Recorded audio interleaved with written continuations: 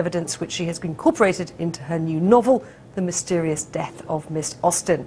Well, Lindsay Ashford is with me in the studio, and I'm also joined from Bristol by Deirdre Le Fay, a biographer who has written extensively on Jane Austen. Welcome, both of you. Lindsay, let me start with you.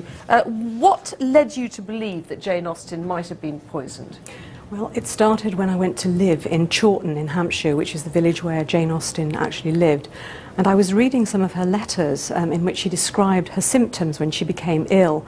And one particular phrase jumped out at me. She described her face as being black and white and every wrong colour.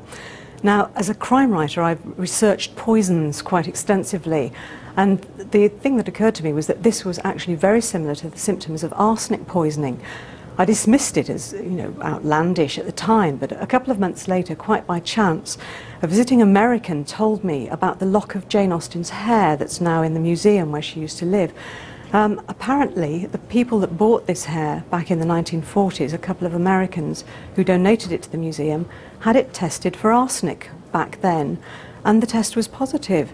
So, of course, putting these two things together, I had one of these light bulb moments and thought, well, there must be something in this. And the more I researched arsenic, the more I thought, yes, the symptoms that she described, there's a lot of correlation between arsenic poisoning and what she describes. Do you think she was actually murdered? I know that's what the theory you put forward in the novel, but do you think she was, or could she have somehow ingested it accidentally? Well, it's unlikely but not impossible that she was murdered. Of course, this is the scenario that I have created for my fictional book.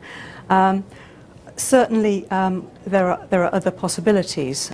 We know that arsenic was very widespread in the early part of the 19th century. It occurred in wallpaper, candles, sweets. You could buy it loose at any grocery shop for rat poison. It was also used in medicines. One of the most widespread medicines at the time contained arsenic. It was administered for everything from rheumatism to syphilis. We know that Jane Austen had rheumatism.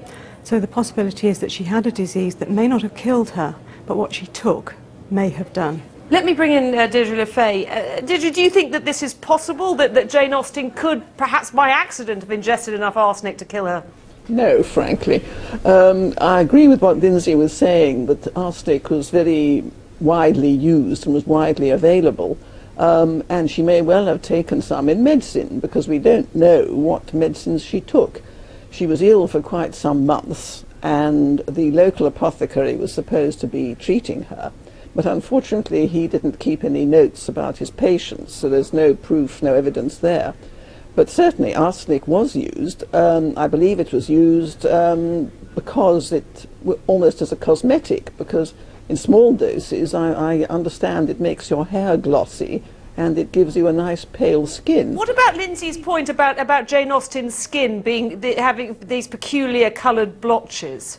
Well, she certainly says that in her letters, and most people to date have taken it as meaning Addison's disease, which apparently does do this to you when your the suprarenal gland above the kidneys fails, and then the kidneys fail and your blood doesn't get cleaned, and it starts reflecting in your face and in other parts of your body. Lindsay, come in. Addison's disease? disease? Disease, actually, Deirdre, it apparently gives a bronzed appearance, a rather healthy outdoors look, which is quite different from the symptoms that Jane Austen described.